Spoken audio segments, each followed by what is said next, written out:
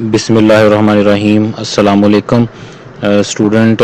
आज के लेक्चर में न्यूमेरिकल एनालिसिस के आज के लेक्चर में हम अब कोडिंग स्टार्ट करेंगे। इससे प्रीवियस लेक्चर में हमने स्टीफेंसन और एटकिन डेल्ट स्क्वायर मेथड जो है उसको हमने स्टडी किया था, उसकी मैथमेटिकल फॉर्म देखी थी और एग्जांपल्स के ऊपर उसको अप्लाई करके चेक किया था। तो आज के लेक्चर में हम इसको मज़ीद कोडिंग की तरफ कुछ एक्सप्लोर करके देखेंगे कि कोडिंग हम किस तरह इसकी यूज़ कर सकते हैं। तो कोडिंग के लिए हमारे पास मैंने मैटलैब के अंदर फाइल जो है वो बना रखी हैं, तो हम पहले उसको अंडरस्टैंड कर लेंगे कि उसकी वर्किंग किस तरह होगी। आपको वन बाय वन उसमें सारे मैं आपको बता देता हूँ। उसके बाद फिर हम जितने भी अभी तक हमने इसके कोई मेथड किए हुए हैं नॉन लीनियर इक्वेशन के रूट फाइंडिंग के, उन सब मेथड को भी एक दफ़ा हम थॉरली देख लेंगे। उसके बाद फिर क्योंकि नेक्स्ट जो वीक है उसमें इंशाल्लाह हम सिस्टम ऑफ लीनियर इक्वेशन के सोल्यूशन की तरफ आएंगे। तो नॉन लीनियर के लिए हमने जितने भी मेथड किए हैं उनको एक दफ़ा हम रिवाइज कर लेंगे। तो अभी मैं कोडिंग की तरफ आता हूँ। तो हम कोडिंग में जो मैंने मेथड किए हुए थे उसको हम लेके चलते हैं। तो ये एटकिन डेल्ट स्क्वायर मेथड जो उसकी कोडिंग की हुई है, इसमें सबसे पहले हमने क्लियर करना होता है CLC और close all and clear all. तो सबसे पहले हम ये यूज़ करेंगे। उसके बाद फिर नेक्स्ट में हमने इसके अंदर फिक्स पॉइंट आइटरेटिव मेथड जो है वो भी यूज़ करना होता है। तो उसके लिए हमने यहाँ पर इस जो इक्वेशन हमने ली हुई है उसमें हमने उसको इस फॉर्म में बना लिया है कि हमारे पास x is equal to 24 minus x के डिवाइडेड बाई 10। तो अब इसमें जो साइकिल हम रन करने जा रहे हैं वो 20 साइकिल्स हैं। और एटकिन डेल्ट स्क्वायर मेथड के अंदर ये था कि हमने इनिशियल अप्रोक्सीमेशन भी देनी होती है जो कि एक्स नॉट हम जिसे कहते हैं। तो उस एक्स नॉट को हम इनिशियलाइज कर लेंगे। उसके बाद फिर हमने क्या करना है, दोबारा इसमें एक्स नॉट फंक्शन के अंदर पुट करना है, वाई को पास कर देना है और इसकी जो वैल्यू आएगी उसको हमने इसमें स्टोर करवा लेना है। तो ये हम जो फिक्स पॉइंट आइटरेटिव मेथड की वैल्यू जो इसमें स्टोर करवा रहे हैं, क्योंकि एटकिन डेल्ट स्क्वायर और स्टीफेंसन मेथड जो है वो फिक्स पॉइंट आइटरेटिव मेथड जो उस पर डिपेंड करता है। तो हमने हर आइटरेशन के लिए फिक्स पॉइंट आइटरेटिव मेथड भी साथ इसके रन करना होता है पैरेलल में। तो उसके लिए हमने यहाँ पर फिक्स पॉइंट आइटरेटिव का एक कोड जो है उसको पहले शुरू में लिख लिया है। ये देखें, ये फिक्स पॉइंट आइटरेटिव मेथड जो है उसका कोड है। इसके अंदर जितनी भी वैल्यूज़ हैं वो पहले FIT अरे के अंदर स्टोर हो जाएंगी और उसके बाद फिर नेक्स्ट में हम इसको यूज़ करेंगे। तो यहाँ से हम जो एटकिन डेल्ट स्क्वायर मेथड है उसका कोड हम स्टार्ट कर रहे हैं। तो k is equal to initially हमने इसके अंदर 1 लिया है। तो जैसे हमने थ्योरी में पढ़ा था कि सबसे पहले हम x naught is equal to f of k is equal to 1 होगा। तो जो FIT फिक्स पॉइंट आइटरेटिव जो टर्म्स थी जिसमें 1 के ऊपर वैल्यू पड़ी थी उसको अब x नॉट कह देंगे, जो कि डेफिनेटली इनिशियल गैस होगा। उसके बाद इसमें एक 1 ऐड करेंगे तो ये हमारे पास x1 आ जाएगा। तो यहाँ साइकिल जो हम 2 लेस चलाएंगे, क्योंकि 2 लेस चलाएंगे तो हम जो ऊपर फिक्स पॉइंट आइटरेटिव मेथड वाले थे उनको उसमें से वैल्यू जो है वो पिक होती जाएंगी, अदरवाइज यहाँ पर डायमेंशन का एरर दे देगा। तो इसलिए हमने यहाँ पर इसमें -2 जो है वो टर्म अपनी तरफ से इसमें सब्ट्रैक्ट कर दी है ताकि 2 लेस तक हमारा ये कोड जो है वो रन हो जाए। उसके बाद यहाँ पर हमने जो हमारे पास एटकिन डेल्ट स्क्वायर का मेथड था उसका जो फार्मूलेशन है, तो ये x1 minus x not actually हमारे पास डेल्टा x k था और नीचे इसका स्क्वायर था। तो ये वैल्यू हमने डेल्ट स्क्वायर मेथड के थ्रू यहाँ पर पुट कर दी है। उसके बाद फिर यहाँ पर printf में आइटरेशन इज इक्वल टू 0.1 जितनी भी आइटरेशन आती जाएंगी वो आइटरेशन यहाँ पर ले लेंगे हम और यहाँ पर इसका रूट जो है वो हम फाइंड कर लेंगे। अब इसको हम रन करके देखते हैं।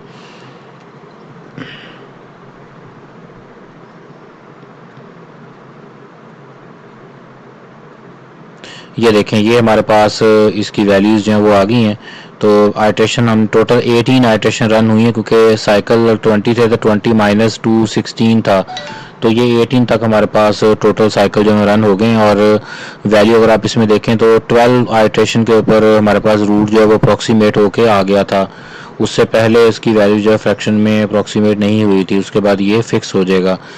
तो ये हमारे पास एटकिन डेल्ट स्क्वायर मेथड है जो कि नॉन लीनियर इक्वेशन के रूट को अप्रॉक्सीमेट करने के लिए यूज़ होता है। इसके बाद हमने एक स्टीफेंसन मेथड भी इसी में पढ़ा था, तो ये स्टीफेंसन मेथड जो उसकी भी कोडिंग है। तो उसके लिए हमारे पास इनिशियली हमने 3 वैल्यू इसमें से जस्ट पिक करनी थी। तो पहले एक्स नॉट की वैल्यू 0 रखी है, फिर एक्स नॉट की वैल्यू हमने इस फंक्शन को कॉल करवाया और उसकी वैल्यू x1 में स्टोर करवा ली। तो इसी तरह फिर x2 के लिए हमने x1 की जो वैल्यू आई थी उसको पुट किया, तो ये हमारे पास 3 इनिशियल गैस जो इसमें आ गए हैं। तो ये वाला मेथड भी हम एटकन डेल स्क्वायर मेथड में भी अडॉप्ट कर सकते हैं कि साथ साथ ये चीज़ें अपडेट होती रहें, या उसको पहले आप उसमें अरे में मूव करवा लें, तो वो भी इस तरह भी ये काम चल सकता है। तो अब हम यहाँ पर ये साइकिल स्टार्ट किए, फिर उसके बाद ये हमने x1 is equal to x naught, और ये फार्मूला दोनों में सेम है, तो डेल्टा स्क्वायर इसको लिखते हैं और यह नीचे डेल्टा आ जाएगा, तो ये बात एक ही है। तो ये वो वाला फार्मूला है जो कि एटकन और स्टीफेंसन के लिए यूज़ हो रहा था। तो इसमें सिर्फ फ़र्क ये है कि यहाँ पर ये 3 at a time value find out करता जाएगा।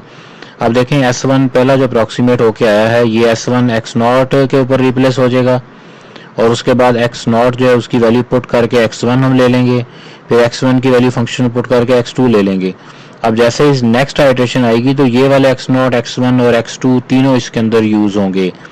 तो ये एक फ़र्क है एटकन डेल स्क्वायर मेथड के अंदर और स्टीफेंसन के अंदर डिफरेंस है। अगर आप एटकन डेल स्क्वायर मेथड को देखें तो उसमें हमारे पास जो वैल्यूज़ हैं वो आइटरेटिव मेथड से जो वैल्यू आई थी वो सारी वैल्यू हमने यहाँ पर पिक की हैं और उसकी बेस के ऊपर ये फार्मूला लगाया है। लेकिन स्टीफेंसन जो है वो एटकन डेल स्क्वायर की भी आगे एक्सटेंशन है, मतलब उसी के अंदर थोड़ा सा और चेंजिंग करने के बाद वो स्टीफेंसन जो है वो मेथड बन गया। उसमें क्या है चेंजिंग के आपके पास ये तीनों जो हमारे पास अप्रॉक्सीमेटेड हैं वो तीनों के तीनों ही उसके अंदर पुट हो जाएंगे। तो अब ये वाला वो सेम एग्जांपल ही है जो वो हमने एटकन डेल स्क्वायर के लिए ली थी। उसके बाद नेक्स्ट हम इसको प्रिंट ले लेंगे, तो एक्स नॉट, x1 और x2 तीनों की वैल्यू को फॉर ईच आइट्रेशन। तो अब इसको रन करके देखते हैं। ये देखें जैसे ही हमारे पास ये फोर्थ आइट्रेशन है, आइट्रेशन फोर्थ के ऊपर हमारे पास इसका जो आंसर आया है वो 2 के ऊपर अप्रॉक्सीमेट हो गया है, और एट 5th आइट्रेशन हमारे पास इसके अंदर ये नॉट अ वैलिड नंबर की तरफ चला गया। लाइक जो न्यूटन सेकंड मेथड हमारे पास हुआ करता था ये बिल्कुल उसी की तरह हुआ है। तो यहाँ पर अगर हम इसमें देखें तो ये 4 आइट्रेशन में इसने 4th आइट्रेशन में हमें रिजल्ट दे दिया है। तो ये कन्वर्जेंट ज़्यादा फास्टली कन्वर्ज करता है as compare to Aitken del square method और फिक्स पॉइंट आइटरेटिव मेथड, क्योंकि इसमें हमारे पास तीनों वैल्यू जो हैं वो एस्टिमेटेड तीनों वैल्यू ही फार्मूला के अंदर यूज़ हो जाती हैं और उसके बाद फिर नेक्स्ट जनरेट होती रहती हैं। तो ये उससे ज़्यादा फास्टली कन्वर्जेंट मेथड है। तो ये हमारे पास स्टूडेंट की 2 मेथड थे जिनको हमने इससे प्रीवियस लेक्चर में किया है। तो अभी हम जितने भी मेथड अभी तक कर चुके हैं उन सारे मेथड को हम एक दफ़ा थॉरली देख लेते हैं कि उन मेथड के अंदर हमने काम किस तरह किया था। तो सबसे पहले हमारे पास बाइसेक्शन मेथड था। तो बाइसेक्शन मेथड के अंदर हमने एग्जांपल x² + 10x - 24, तो ये मोस्ट ऑफ द केसेस में मैंने यही वाली एग्जांपल पिक की है। तो आप कोडिंग के अंदर एग्जांपल चेंज करके भी ले सकते हैं, इससे कोई फ़र्क नहीं पड़ेगा। तो एग्जांपल अगर चेंज करेंगे तो आप उसको मज़ीद एनालाइज कर सकते हैं कि रिजल्ट जो हैं वो किस तरह वेरी कर रहे हैं। तो अब इसमें हमारे पास वैल्यू जो हैं वो 2 बाइसेक्शन मेथड के अंदर हमने a और b या x1 और x2 2 वैल्यू हमने लेनी होती हैं। उन 2 वैल्यू की बेस के ऊपर हमने फंक्शन, और ये 2 वैल्यू ऐसी होनी चाहिए जिस पर फंक्शन ऑपोजिट साइन दे। ऑपोजिट साइन इस तरह के फंक्शन की एक के ऊपर वैल्यू अगर पॉजिटिव आ रही है तो डेफिनेटली दूसरे पे नेगेटिव आनी चाहिए, तो तभी हमारे पास रूट जो है अप्रॉक्सीमेट होगा। अदरवाइज़ इसमें रूट अप्रॉक्सीमेट नहीं होगा, ये हाई या लो वैल्यू के ऊपर कन्वर्ज कर जाएगा।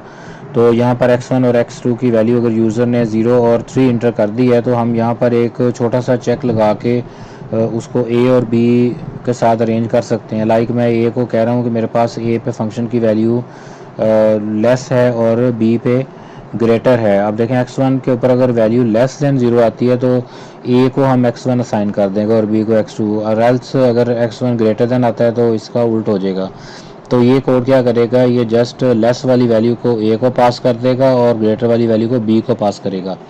तो इस तरह हमने ये ए और बी सिलेक्ट करने के लिए हमने एक छोटा सा ये इफ एल्स वाला कोड जो है इसमें यूज़ कर लिया।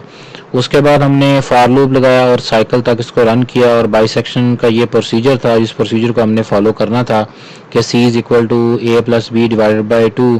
तो ये हमने उसका मिड पॉइंट लेना है दोनों पॉइंट का, और उसके बाद फंक्शन की वैल्यू मिड पॉइंट के ऊपर चेक करनी है कि हमारा जो गिवन फंक्शन था या जो गिवन हमारे पास इक्वेशन है जिसके हमने रूट एक्सट्रैक्ट करने हैं उसकी वैल्यू, ये जो अभी हमारे पास बाइसेक्शन के बाद वैल्यू निकली है इससे लेस है या ग्रेटर है। अगर तो फंक्शन की वैल्यू इस c के ऊपर ग्रेटर देन 0 आ जाती है तो हम b को c मूव करेंगे, क्योंकि b के अंदर हम ग्रेटर वैल्यू रख रहे थे, अदरवाइज हम a is equal to c कर देंगे। तो अब हमारे पास नई ये वैल्यू जो c आई थी इसकी बेस के ऊपर a और b अपडेट होके आ जाएंगे।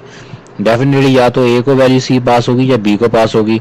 उसके बाद फिर हमने क्या करना है, यहाँ पर पहली आइटरेशन लिख देनी है और रूट यहाँ पर प्रिंट कर लेना है, और फंक्शन की वैल्यू क्या आएगी ये भी हम यहाँ पर प्रिंट ले सकते हैं, एफ प्रिंट एफ जो मैटलैब के अंदर कमांड यूज़ होती है उसके थ्रू। उसके बाद फिर यहाँ पर हमने चेक लगाया कि if f of c is equal to 0, जो c की वैल्यू कैलकुलेट हुई थी अगर फंक्शन एग्जैक्टली इक्वल टू 0 उस पर आ जाता है तो ये डिस्प्ले होने के बाद यहाँ से ये ब्रेक हो जाए, हमारा जो लूप है ये वापस रन ना हो। तो अगर ये ट्रू नहीं होता तो यहाँ एंड के बाद ये लूप हमारा दोबारा रन हो जाएगा। तो ये हमारे पास बाइसेक्शन का कोड था। उसके बाद इसका एरर एनालिसिस वगैरह भी हम यहाँ पर कर सकते हैं। एरर में ये है कि हमारे पास जो इसकी वैल्यू कैलकुलेटेड है उसको हमने जो एट द एंड रूट से लूप से ब्रेक होने के बाद निकली थी उसको हम p के अंदर मूव करा लेंगे c को, और उसके बाद f और p के ऊपर फंक्शन की वैल्यू को माइनस करते जाएंगे तो एरर हमारे पास आता जाएगा।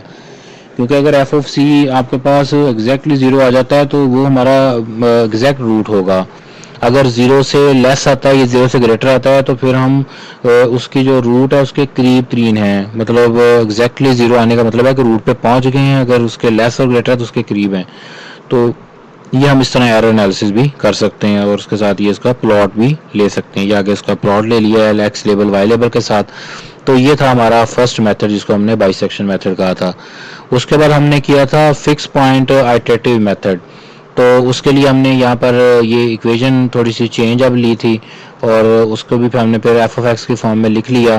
फिर हमने 2 इसमें अप्रॉक्सीमेशन ली और रूट जो है उसके फाइंड करने स्टार्ट कर दिए। ये फॉर लूप है, इसके अंदर हम पहले x की वैल्यू फाइंड करेंगे एफ ऑफ एक्स को, उसके बाद उसको सेव करते जाएंगे y ऑफ i के अंदर, और यहाँ पर जो y ऑफ i में वैल्यू आ रही है इसको अगेन हम x के साथ रिप्लेस कर देंगे और यहाँ इसका आइटरेशन में प्रिंट ले लेंगे आइटरेशन और रूट का, और ये फिर हमारा जो फॉर लूप है यहाँ पर एंड हो जाएगा।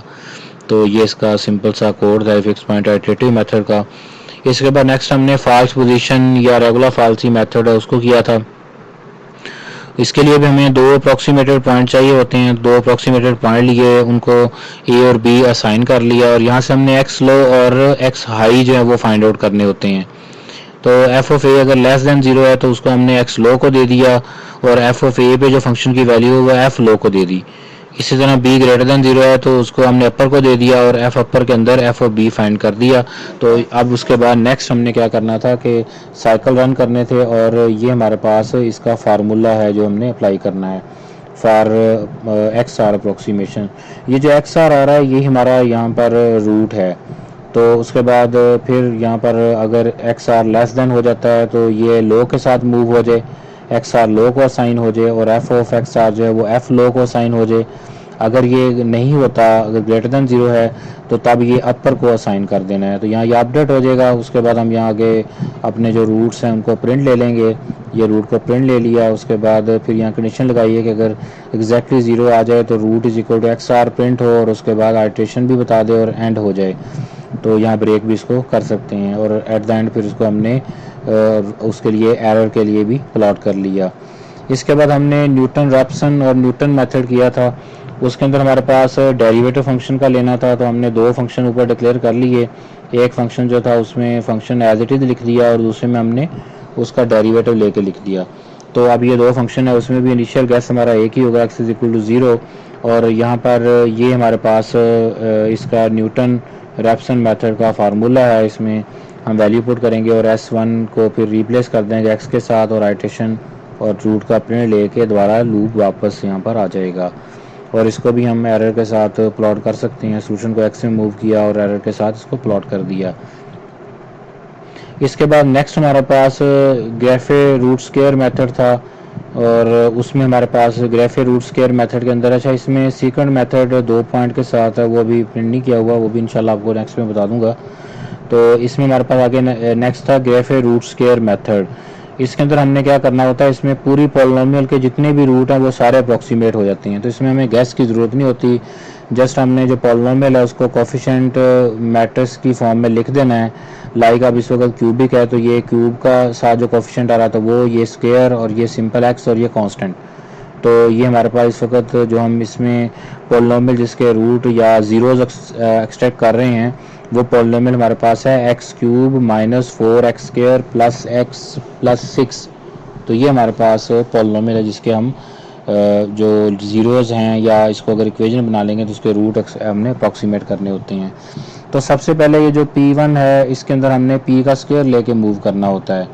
तो ये आगे उसका एक फार्मूला है जिसके थ्रू हमने इसको यहाँ तक इसका फार्मूलेशन है कि हमने उसके बाद P2 के अंदर पहले को ज़ीरो करना है। ये भी मैंने आपको लेक्चर में समझाया हुआ है कि हमने इसमें दो जो हैं पहले इवन वाले जो हैं उनको मल्टीप्लाई करके -2 से मल्टीप्लाई करके लिखना है, उसके बाद फिर ऑड वालों को लिखना है, और उसके बाद फिर नेक्स्ट में इन दोनों का सम करके P बना देना है, और ये उस वक्त तक यहाँ पर मूव करता रहेगा।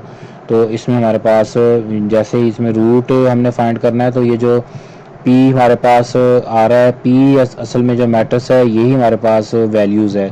इस P की वैल्यू को फिर हमने इन फार्मूला के थ्रू P(2) डिवाइडेड बाय 1, तो यहाँ एक इनिशियल जो x0 था और यहाँ पे x1 है, इन दोनों की रेशो लेके इसकी हमने पावर ले लेनी है 1/2 रेज़ टू पावर m के साथ।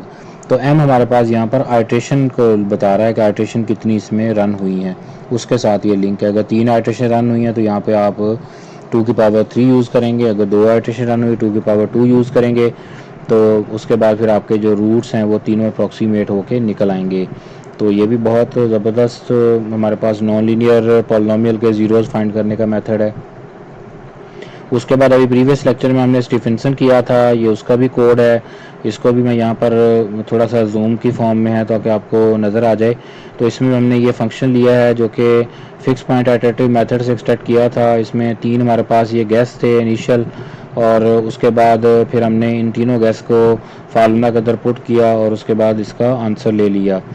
और इसी तरह एटकन डेल्टा स्क्वायर के अंदर हमने सबसे पहले जो हमारे पास फिक्स पॉइंट आइटरेटिव मेथड था उस मेथड को हमने रन करवाना है, और फिक्स पॉइंट आइटरेटिव की एक अरे जो है उसके अंदर वैल्यू स्टोर करवा लेनी है जितनी भी इसकी वैल्यू जनरेट होंगी फॉर 20 साइकिल। उसके बाद फिर ये वाली वैल्यू हमने बार बार कॉल करते जाना है और उसको यूज़ करना है इन एटकन डेल स्क्वायर मेथड के अंदर। ये देखें यहाँ पर ये वो वाली वैल्यू FIT के अंदर से कॉल हो रही हैं, कॉल होके x0, x1 और x2 के अंदर अपडेट होती जा रही हैं। और उसके बाद फिर हम ये इसका एटकन डेल स्क्वायर का फार्मूला यूज़ कर रहे हैं जो कि स्टीफेंसन भी डेफिनेटली यही है, लेकिन स्टीफेंसन और एटकन डेल स्क्वायर में डिफरेंस सिर्फ यही है कि इसमें हम प्योरली जो iterative method fix point iterative method था उसकी वैल्यूज़ को यूज़ कर रहे हैं और उसकी वैल्यू को पुट करते जाते हैं, लेकिन उसके अंदर जो 3 हमारे पास वैल्यू आ रही हैं उन तीनों को हम दोबारा रिप्लेस कर रहे होते हैं। इस कोड को अगर आप दोबारा देखें तो ये देखें, ये हमने फार्मूला अप्लाई किया स्टीफेंसन का, और जो डेफिनेटली एटकन में भी यही वाला फार्मूला है, लेकिन जैसे ही S1 हमारा अप्रोक्सीमेट होके आ गया यहाँ से पहला, तो ये S1 हमारा किस में यूज़ होगा, x0 के अंदर, और ये जो x0 की वैल्यू फिर आएगी इसको फिर f ऑफ x0 और फिर x1 बना लेंगे, फिर x1 को f of x1 is equal to x2। तो ये तीनों इसकी बेस के ऊपर अपडेट हो रहे हैं जो S1 आपका कैलकुलेट हो रहा है। और फिर वापस जब हम इस आइट्रेशन को रन करने के बाद वापस सेकंड आइट्रेशन पे आएंगे तो ये वाले आपके जो 3 x0, x1 और x2 हैं ये इसमें यूज़ हो जाएंगे। तो इस तरह ये हमारा प्रोसेस जो है वो ज़्यादा फास्टली कन्वर्ज करेगा as compare to Aitken del square method. तो ये इन दोनों में डिफरेंस है। तो स्टूडेंट अभी होपफुली आपको ये सारे जो हैं मेथड आ जाने चाहिए, तो आप लोग इसकी प्रैक्टिस करें। प्रैक्टिस करने के बाद आप इसको में देखें कोई नई एग्जांपल के साथ कि इसमें अगर आप कोई नई एग्जांपल लाना चाहें तो उसमें उसके थ्रू भी इसको रन करें और इनको आपस में कंपेयर करें तो कंपेयर करके इसको देखें कि हमारे पास कौन सा फास्टली कन्वर्जेंस है, कौन सा स्लोली कन्वर्जेंस है। इंशाल्लाह नेक्स्ट वीक में हम पहले नॉन लीनियर इक्वेशन स्टार्ट कर देंगे, उसके बाद फिर मैं आपको इसके कंपैरिजन की भी एक फ़ाइल बना लूँगा, तो उसमें भी फिर हम ये वाला इनके आपस में कंपैरिजन जो है वो एक ग्राफ के थ्रू मैं किसी एक सिंपल एग्जांपल के साथ लिंक करके भी आपको बता दूंगा कि कंपैरिजन अगर हम करें तो हमारे पास कौन सा जो ग्राफ है वो फास्टली कन्वर्ज है और कौन सा स्लोली कन्वर्ज है, जो अभी तक हमने नॉन लीनियर इक्वेशन सॉल्व करने के लिए किए हैं। तो इसको फिर आप मज़ीद प्रैक्टिस करें। जज़ाकल्लाह। तो अभी हम ये जो कोडिंग की है इसको मज़ीद रिवाइज़ कर लेते हैं। एटकन और जो हमने स्टीफेंसन मेथड की कोडिंग की थी, तो इस कोडिंग के अंदर हमने सबसे पहले जो एग्जांपल लिया हम उसको थोड़ा सा चेंज करते हैं। चेंज करके उसके ऊपर देखते हैं कि ये जो स्टीफेंसन है ये क्या हमें रिज़ल्ट देता है। तो यहाँ पर हम वैल्यूज है वो अपनी मर्ज़ी की कोई ले लेते हैं। लाइक मैं कोई रूट फाइंड करता हूँ, रूट से हम इक्वेशन पहले बना लेते हैं। तो r इज़ इक्वल टू, मैं अगर वैल्यूज़ को साइन कर देता हूँ, मैं चाहता हूँ कि मेरे पास जो रूट्स हैं वो इक्वेशन के कोई 3 वाली हम रूट वाली इक्वेशन ले लेते हैं, लाइक -3 -2 3 -1। तो ये 3 रूट मेरे पास आ रहे हैं। तो इस रूट को मैं लेके अब इक्वेशन बनाता हूँ। POLY पोली के नाम से हम पॉलिनोमियल बनाया करते हैं इसमें मैटलैब में। तो हमारे पास जो इक्वेशन बनेगी वो, अगर ये 3 रूट हैं तो ये क्यूब वाली इक्वेशन है, तो इसमें x³ - 7x - 6। तो मेरे पास जो इक्वेशन बन रही है वो यहाँ पर कमेंट्स में लिख लेता हूँ। इक्वेशन मेरे पास है x³ - 7x - 6 = 0। तो ये मेरे पास इक्वेशन बन रही है जो कि मैंने रूट जिसके फाइंड किए हैं, और इसके रूट जो हैं वो मैं यहाँ पर ब्रैकेट्स में लिख देता हूँ। जो ये रूट इसके मेरे पास आ रहे हैं, एक -2 है इसका रूट, और एक 3 है, और एक इसका रूट -1 है। ये मैंने इन रूट को यूज़ करते हुए इक्वेशन बनाई है। तो अब हम यहाँ पर इसके अंदर फंक्शन जो है वो ये वाला लगाते हैं। तो इसमें मैं अगर -7x को उस तरफ ले जाऊँ तो वो प्लस हो जाएगा, और x³ - 6 डिवाइडेड बाय 7 आ जाएगा। तो यहाँ पर डिवाइडेड बाय 7 आ जाएगा, और इधर मेरे पास x³ हो जाएगा, और साथ इसके क्या आ जाएगा -6।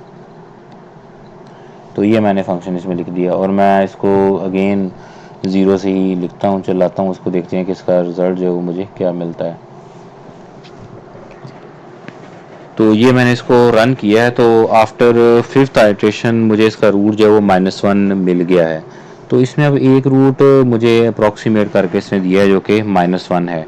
तो इसके बाद मुझे अब -2 रूट इसका लेना है। तो मैं इसके लिए चेंजिंग करता हूँ, कुछ चेंजिंग करके इसको अप्लाई करके देखता हूँ कि ये हमारे पास काम करता है या नहीं करता।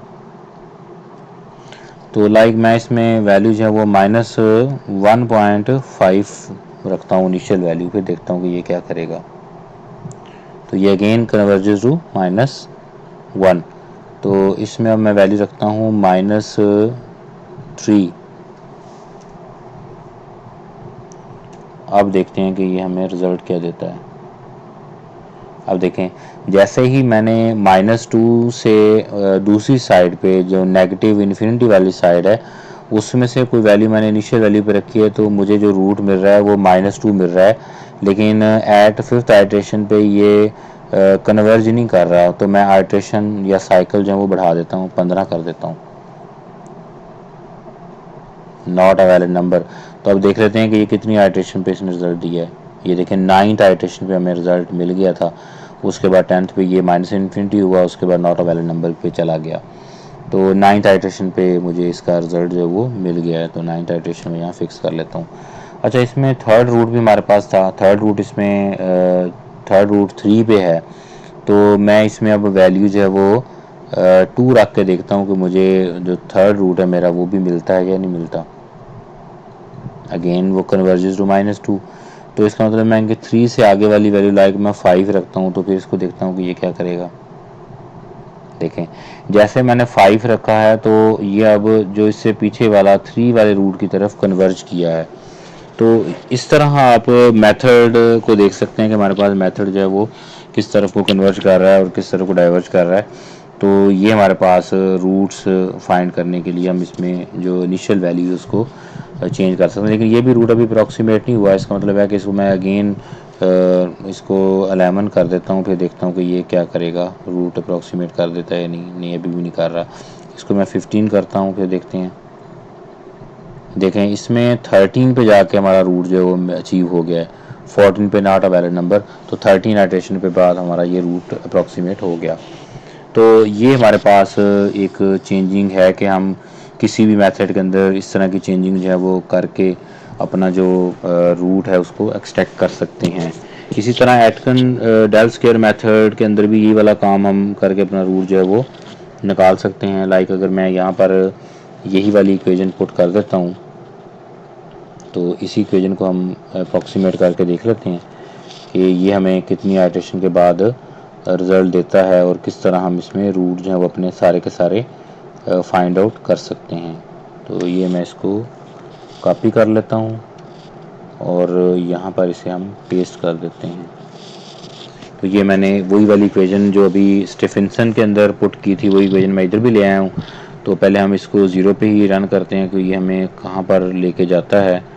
तो रूट अप्रॉक्सीमेटेड हमारे पास जो आ रहा है वो इसका -1 अप्रॉक्सीमेट हो गया है एट 12th आइटरेशन के ऊपर ये हुआ है, 12th आइटरेशन के ऊपर। ठीक है, तो इसको अगर मैं यहाँ पर थोड़ा सा हम आइटरेशन को जस्ट के साथ ही कर लें और इतना ज़्यादा इसको ना लिखें, आई इज़ इक्वल टू कर लें जस्ट, और अप्रॉक्सीमेट रूट की जगह हम जस्ट रूट लिख दें ताकि हमें एक ही लाइन के अंदर यहाँ डिस्प्ले पूरी स्क्रीन के अंदर मिल जाए, तो ये ज़्यादा बेस्ट है। ये देखें, अगर आप इसको देखते हैं तो ये 12 के ऊपर आपको रूट अप्रॉक्सीमेट हो गया। अच्छा, मैंने अब इसका दूसरा रूट अप्रॉक्सीमेट करना है लाइक -2, तो मैं इसमें जो मेरे पास ये वाली वैल्यू है लाइक इसको -5 कर देता हूँ, तो फिर देखते हैं कि ये क्या करता है।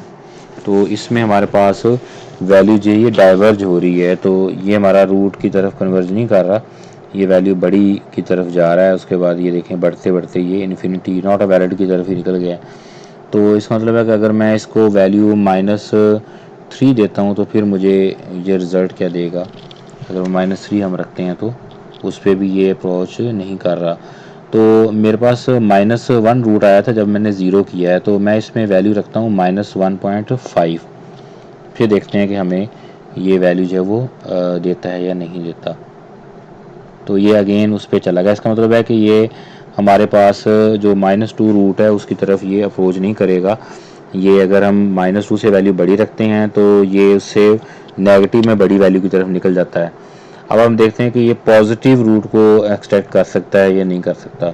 तो पॉजिटिव रूट हमारे पास 3 है, तो हम इसमें वैल्यू जो है वो 2 रख लेते हैं। तो उसके बाद देखते हैं कि ये हमें इनिशियल वैल्यू 2 के ऊपर भी कुछ आंसर देगा या नहीं देगा।